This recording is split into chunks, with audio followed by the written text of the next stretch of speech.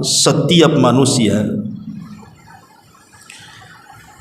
yang melakukan amal saleh, keimanan dan ketakwaan di dunia, maka akan dijanjikan oleh Allah Subhanahu wa taala satu tempat yang penuh dengan kenikmatan di dalamnya.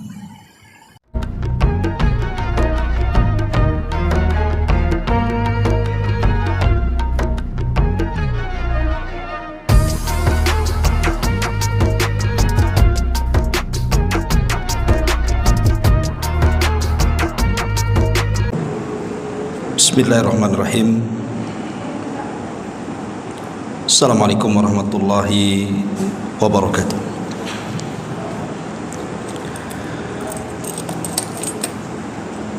Alhamdulillah wassalatu wassalamu ala Rasulillah wa ala alihi wa sahbihi wa mawalah wa la hawla wa la quwata illa billahi wa ba'du. Alhamdulillah, segala puja dan puji hanya milik Allah Subhanahu wa ta'ala. Salat dan juga salam kita hadiahkan kepada Rasul kita Nabi besar Muhammad sallallahu alaihi wa ala alihi wasallam. Pembahasan di malam hari ini sebagaimana yang diminta, kita akan membahas tentang sorga dan kenikmatannya. Tentu cerita sorga dengan cerita neraka akan berbeda raut wajah kita. Kalau cerita sorga tentu akan banyak senangnya, tapi kalau cerita neraka pasti akan banyak ngerinya. Keyakinan kita umat Islam bahwa setiap manusia yang melakukan amal saleh, keimanan dan ketakwaan di dunia, maka akan dijanjikan oleh Allah Subhanahu wa taala satu tempat yang penuh dengan kenikmatan di dalamnya. Makanya Nabi SAW mengatakan, a'dadtu li ibadis salihin ma la aynun ra'at wa la udhunun sami'at wa la khatara ala qalbi bashar. Aku telah sediakan, kata Rasul, mengutip tentunya hadis qudsi, di mana Allah Subhanahu wa taala berfirman, aku telah sediakan kepada hamba-hambaku yang saleh kenikmatan yang tidak bisa dilihat mata, didengar telinga, ataupun terlintas dalam pikiran pun tidak bisa. Saking nikmatnya maksudnya. Itulah gambaran surga. Ma'asyiral muslimin yang dimuliakan Allah Subhanahu wa taala, para ulama membagi sorga itu ada dua macam. Ada sorga di dunia dan ada sorga di akhirat. Adapun sorga di dunia sebagaimana dikatakan oleh Imam Ibnul Qayyim rahimahullahu ta'ala, beliau mengatakan, man lam yadkhulil jannata fid dunya lam yadkhulil jannata fil akhirah. Orang kalau tidak pernah masuk di sorga dunia, jangan harap dia masuk di sorga akhirat. Kemudian Imam Ibnul Qayyim ditanya, apa yang dimaksud sorga dunia itu? Maka Imam Ibnul Qayyim rahimahullahu ta'ala mengatakan, yang dimaksud sorga dunia adalah itminanul qalbi. Seseorang dianugerahi oleh Allah Subhanahu wa taala ketenangan hati. Orang kalau hatinya senang pasti bahagia. Tapi sebaliknya kalau hatinya sempit itu rungsep hidupnya tuh. Dan kita bisa rasakan kan. Kalau hati kita ini tenang, senang, tidak ada masalah, tidak ada hutang, keluarga juga sehat-sehat, ekonomi juga lancar dan begitu seterusnya, ibadah juga khusyuk, enak, rasanya kita ini hidup di sorga tuh. Tapi kalau hati kita sempit, walaupun kita kaya sekaya-kayanya, tetap saja dia tidak akan betah di rumah tuh. Boleh jadi mungkin melihat orang itu ketakutan. Lah, ketenangan hati itu hanya dapat dilakukan dengan menanamkan keimanan, ketakwaan dan amal saleh. Itulah ketenangan yang sesungguhnya. Karena ketenangan hati di dunia dengan 3 perkara tadi, itulah yang mengantarkan kepada sorga setelah kematian kita. Tapi yang ingin saya jelaskan di malam ini adalah sorga yang Allah peruntukkan untuk kita kelak kalau Allah takdirkan kita masuk sorga. Seperti apa sifat-sifatnya? Bagaimana para penghuninya? Bagaimana pula caranya kita bisa masuk ke dalamnya? Inilah 3 poin yang kita akan bahas di malam ini. Hadirin dan hadirat yang dimuliakan Allah Subhanahu wa taala. Di mana letak sorga itu? Dan apa itu sorga? Ulama mengatakan bahwa sorga adalah darun a'addallahu lil muttaqin waliman asa minal muwahhidin. Jadi sorga itu satu tempat yang Allah Subhanahu wa taala peruntukkan untuk orang-orang yang bertakwa dan untuk orang-orang yang bermaksiat tetapi dia dari kalangan ahli tauhid. Karena orang masuk sorga itu ada 2 cara. Pertama awalian, artinya direct langsung masuk sorga, tidak mampir-mampir di neraka dulu. Tetapi ada juga kelompok yang masuk sorga itu mereka harus masuk pula di neraka setelah dibersihkan maksiat-maksiatnya, tapi karena dia masih termasuk ahli tauhid, masih ada kesempatan masuk sorga dengan syafaat dan rahmat Allah Subhanahu wa taala.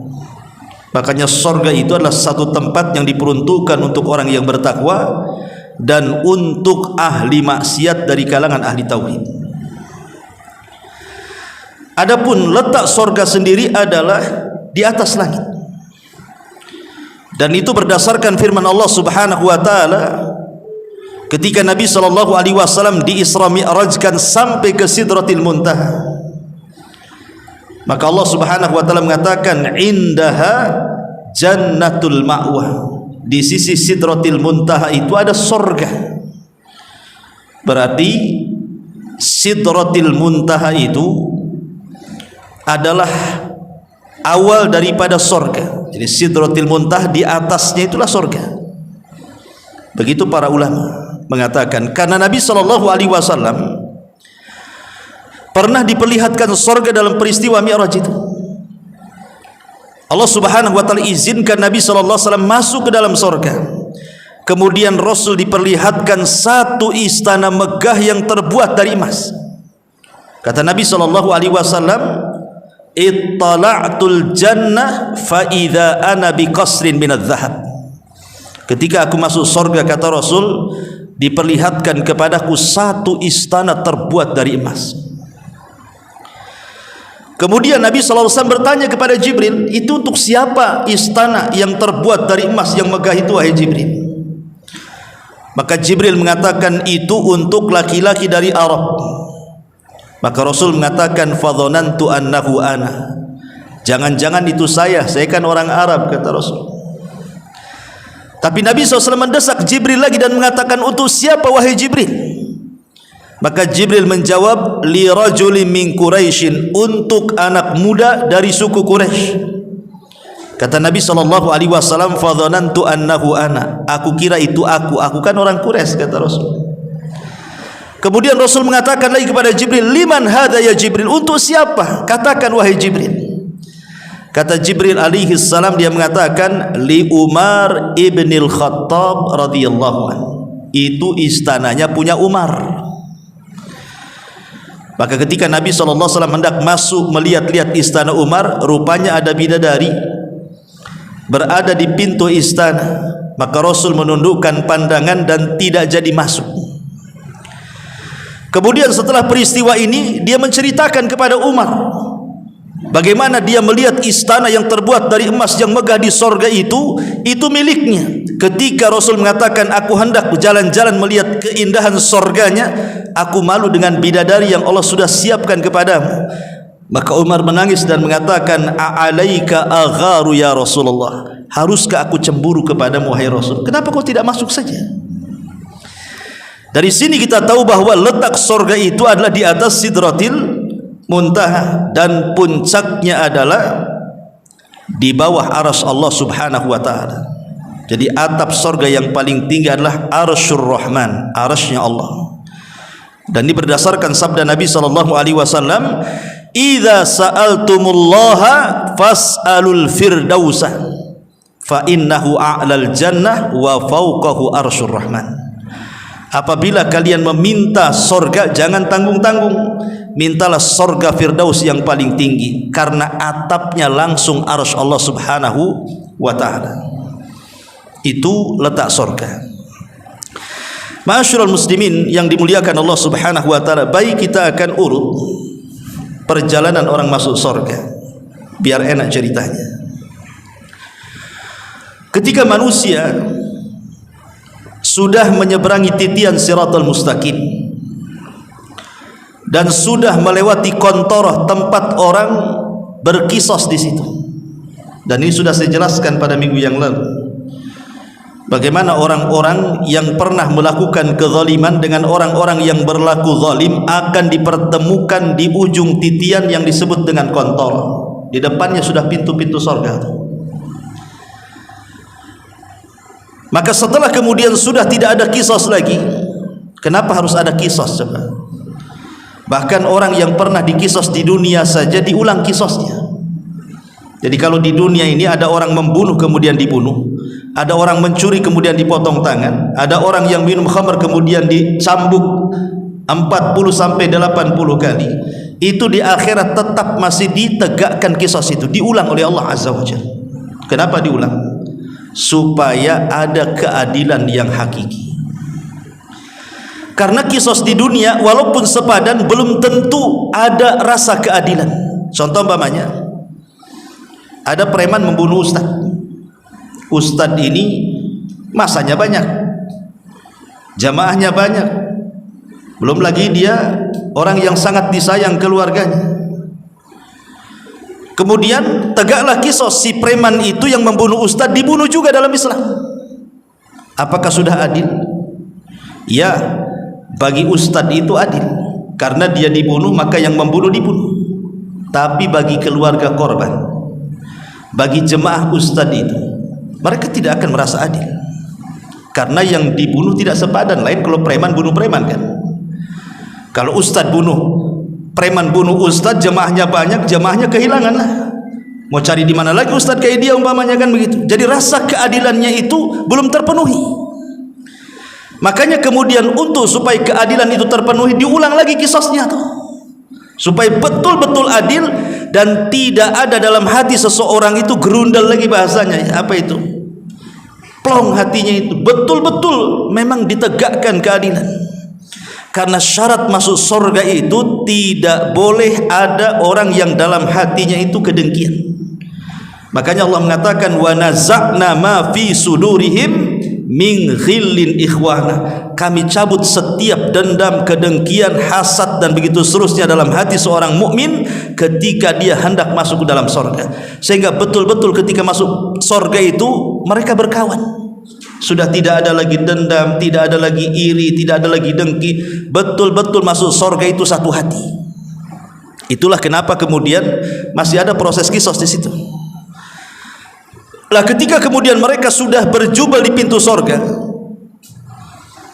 mereka tidak bisa masuk surga, karena tidak ada yang bisa membuka pintunya kan.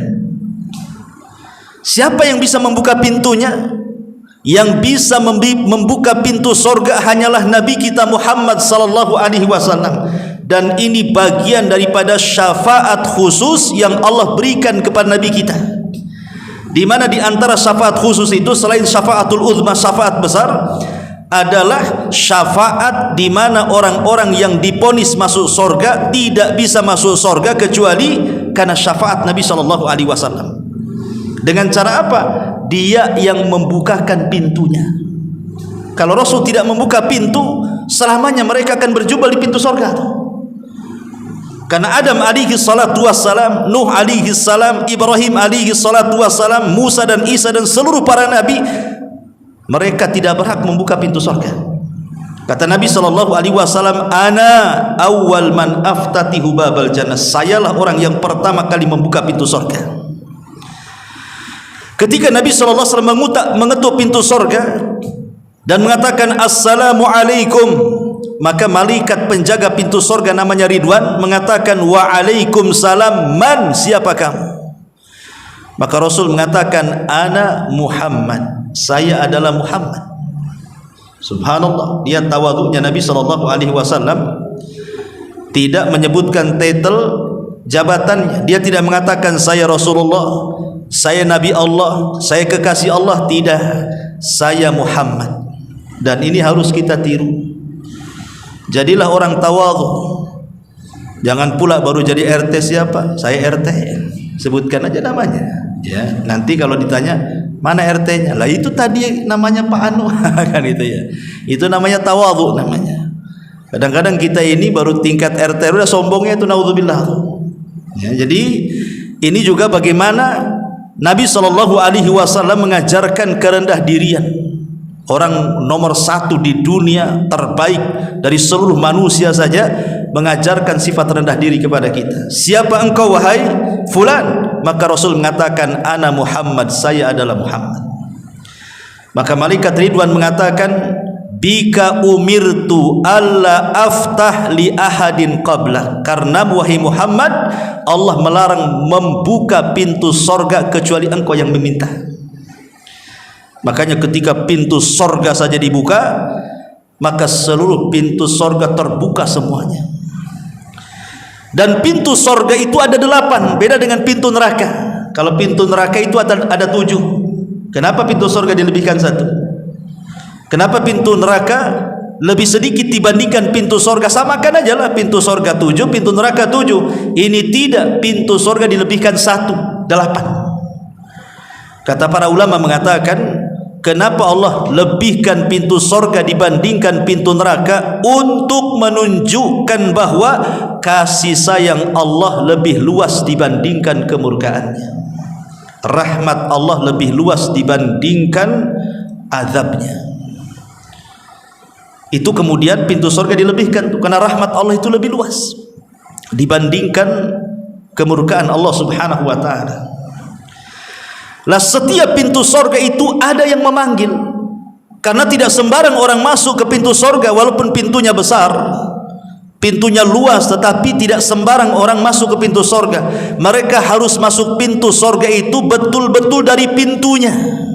Kalau dia ahli solat, maka dia masuk dari pintu solat. Kalau dia ahli puasa, maka masuk dari pintu Rayyan. Kalau dia ahli haji, maka dia masuk dari pintu haji. Kalau dia ahli sedekah, masuk dari pintu sedekah. Dan begitu seterusnya. Karena manusia ini kan berbeda-beda cara ibadah di dunia ini. Ada yang dilebihkan solatnya, tak dilebihkan pula sedekahnya. Ada yang dilebihkan sedekahnya, tak dilebihkan pula solat malamnya. Orang itu kan tidak sama satu dengan yang lain kan. Ada orang bisa lapar-lapar sehingga dia bisa puasa, tapi suruh sholat malam ngantuan pula, tak bisa pula sholat malamnya. Ada orang suruh sholat malam rajin, dia nggak pernah ngantuan, suruh sedekah bakhil pula dia. Jadi orang itu kan keahliannya masing-masing di dunia. Ada ahli di puasanya, ada ahli di sedekahnya, ada ahli di hajinya, ada ahli di jihadnya. Makanya pintu sorga itu disesuaikan dengan keahlian ibadahnya. Baru kemudian mereka masuk, maka seluruh para malaikat yang menjaga pintu-pintu itu mengucapkan salam kepada kita yang masuk ke dalam sorga. Sebagaimana Allah subhanahu wa ta'ala berfirman, salamun alaikum bima sabartum. Keselamatan bagi kalian, inilah balasan disebabkan kesabaran kalian di dunia. Semua malaikat mengucapkan salam kepada kita. Dan ketika penduduk sorga masuk ke dalam sorga, ucapan yang pertama kali mereka ucapkan adalah alhamdulillahilladzi hadana lihada wa ma kunna linahtadiya laula an hadanallah. Itulah ucapan penduduk sorga ketika masuk ke dalam sorga. Segala puja dan puji hanya milik Allah yang telah memberikan hidayah kepada kami. Kalau bukan karena hidayah itu, tentu kami tidak mungkin masuk ke dalamnya. Ma'asyiral muslimin yang dimuliakan Allah Subhanahu wa taala, ketika penduduk sorga masuk ke dalam sorga, apa yang pertama kali mereka makan?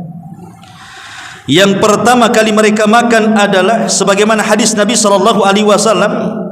Kata Nabi sallallahu alaihi wasallam, amma awwalu ta'amin yaquluhu ahlul jannati faziyadatu kabidil huti, kata Rasul. Yang pertama kali dimakan penduduk sorga adalah hatinya ikan paus.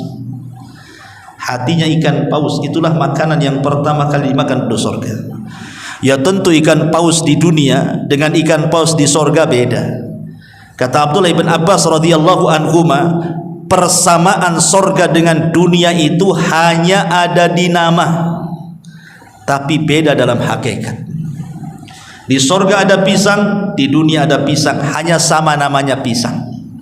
Di sorga ada kurma, di dunia ada kurma, hanya sama namanya kurma. Di sorga ada anggur, di dunia ada anggur, hanya sama namanya anggur. Di sorga ada hati ikan paus, di dunia juga ada hati ikan paus, ya hanya sama dari segi nama ikan paus saja, tapi hakikat rasanya beda. Karena makanan di sorga itu kenikmatan dan kelezatannya tidak pernah dilihat mata, didengar telinga, terlintas pun tidak bisa, saking nikmatnya. Makanya kemarin kita sudah jelaskan, ada orang yang dicelupkan satu kali ke sorga, itu menghilangkan keperitan selama hidupnya. Bayangkan orang yang masuk neraka, ketika dimasukkan ke dalam sorga, itu semua lepas apa yang pernah terjadi di neraka, hilang semua memorinya. Karena sudah terkalahkan dengan kelezatan sorga, sehingga tertutup keperitan yang pernah dialaminya. Di dunia saja, kalau kita dulu pernah miskin, pernah susah, kemudian kita jadi kaya. Ketika kita jadi kaya, kita masih teringatkan miskinnya dulu. Masih kadang-kadang cerita pula sama orang itu, dulu saya juga pernah miskin kepada kalian. Artinya kan masih ada, walaupun sudah diberikan kenikmatan, memori miskinnya masih ada. Tapi kalau orang masuk sorga, memori susahnya dihilangkan. Yang ingat hanyalah nikmat. Sudah enggak kebayang lagi susahnya tuh. Itulah hebatnya sorga, menghapus semua memori kesusahan tuh. Saking nikmatnya luar biasa, sehingga menenggelamkan orang dalam kenikmatan dan kelezatan. Ma'asyiral muslimin yang dimuliakan Allah Azza wa Jalla, adapun hikmahnya kenapa kemudian makanan yang pertama kali hati ikan paus, wallahu a'lam. Ya, karena Nabi SAW yang mengatakan seperti itu. Sebenarnya jawaban ini, jawaban Rasul bahwa orang yang pertama kali makan di sorga itu makan hati ikan paus ini, karena ada pertanyaan dari orang Yahudi. Jadi ketika Rasul SAW berdakwah di kota Madinah tuh, datang para pembesar Yahudi dan mengatakan, ya Muhammad, kami ingin bertanya 3 soalan. Kalau engkau sanggup menjawab, kami beriman. Karena persoalan ini tidak bisa dijawab kecuali seorang nabi yang jawab. Akhirnya Rasul saking senangnya, karena mereka janji akan beriman kan, kata Rasul, kalau begitu 3 soalan, sebutkan 3 soalan itu, katanya, akan ku jawab, kata Rasul. Kemudian mereka mengatakan, pertama, katanya, kenapa kalau anak lahir kok mukanya kadang mirip ibunya, kadang mirip bapaknya? Ini satu. Kemudian yang kedua, apa makanan yang pertama kali dimakan penduduk sorga? Kemudian yang ketiga, apa itu ruh? Ini 3 soalan. Maka Nabi SAW kan tidak langsung jawab, karena ini persoalan wahyu. Rasul tidak mungkin langsung 1, 2, 3, tidak. Rasul menunggu jawabannya dari langit. Akhirnya Jibril datang memberitahu 3 jawaban itu. Kata Nabi SAW, adapun anak mirip dengan orang tuanya, imma dengan bapak atau dengan ibunya, maka siapa yang mendomi yang banyak kemudian spermanya antara laki-laki dan perempuan tadi. Kalau seandainya spermanya dominan ke laki-laki, lebih banyak spermanya dominan ke laki-laki, maka mirip bapaknya. Tapi kalau sebaliknya maka mirip ibunya. Yang masalah mirip tetangga nih Ustaz, itu lain lagi cerita. Tapi yang jelas bahwa kalau yang ini lihat mana yang dominan tuh. Kalau dominan bapaknya berarti mirip bapaknya, kalau dominan ibunya berarti mirip ibunya. Kalau tidak mirip ibu bapaknya, jangan salahkan dulu. Pamannya ibu bapaknya putih, kok jadi celeng anaknya, jadi hitam pula anaknya tuh. Kemudian langsung suaminya, kau selingkuh ya? Jangan, karena di zaman Rasul pernah terjadi kayak gini. Bapaknya putih, ibunya putih, anaknya hitam. Marah suaminya, kau selingkuh dengan siapa? Istrinya bersumpah-sumpah, demi Allah aku tidak pernah selingkuh, katanya. Akhirnya sampailah perkara ini kepada Nabi. Kemudian Nabi SAW mendudukkan persoalannya dengan mengkiaskan dengan unta. Kata Nabi SAW, kalian punya unta? Ya, ada enggak anak untanya yang tidak mirip dengan bapak ibu untanya? Ada wahai Rasul. Boleh jadi, kata Rasul, anakku yang tak mirip dengan kalian berdua ini, boleh jadi mungkin kakek kalian yang mungkin kakek keberapa itu hitam juga. Ini cucunya nih. Jadi tidak mesti mirip kedua orang tuanya gitu maksudnya. Bisa saja mirip kakek pertama, kakek kedua, kakek ketiga. Jadi janganlah main curiga dulu. Tapi alhamdulillah sekarang kan dipermudah nih. Kalau nggak yakin kan tinggal tes DNA saja kan gitu ya. Tapi kalau sudah cocok tes DNA-nya, ya berarti memang ini mirip buyutnya. Kok nggak mancung, kok pesek? Mungkin buyutnya pesek lah dulu, nggak gitu maksudnya. Ya. Ini yang pertama. Kemudian yang kedua, kata Nabi SAW, adapun kenapa kemudian ada orang itu pertanyaan apa yang dimakan penduduk sorga, maka Rasul mengatakan kabidil hut, ikan hatinya ikan paus.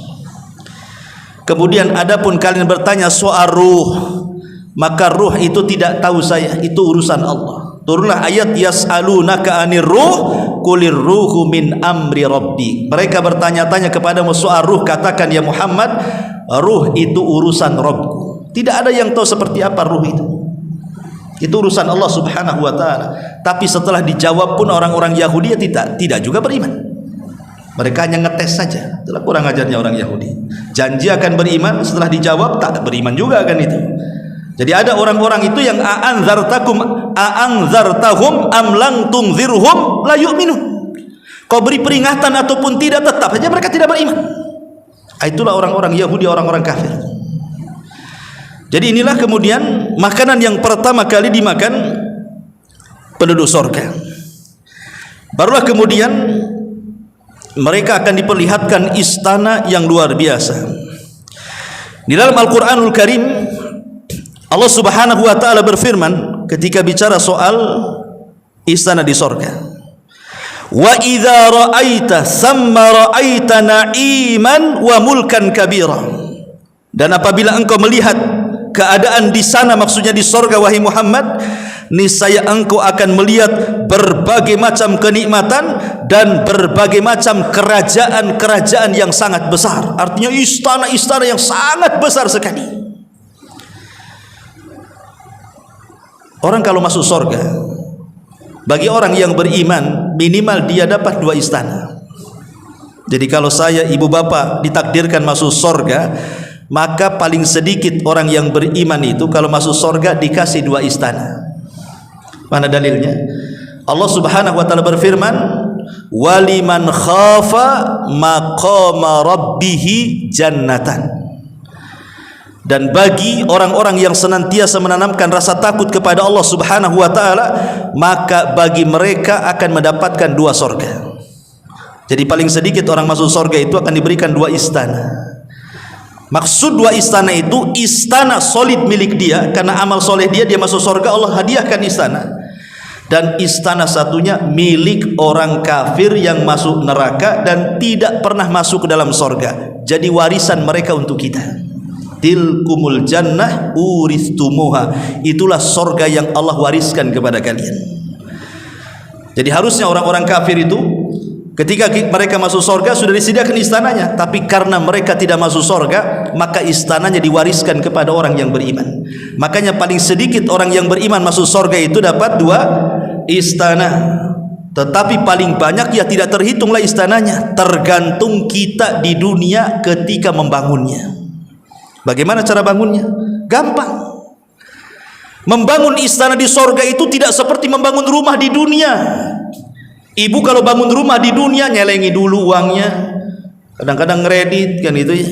Kalau bangun dari awal beli tanah kapling tuh kan lama tuh, mondasi dulu, kadang bertahun-tahun baru jadi kalau duitnya nggak ada kan begitu.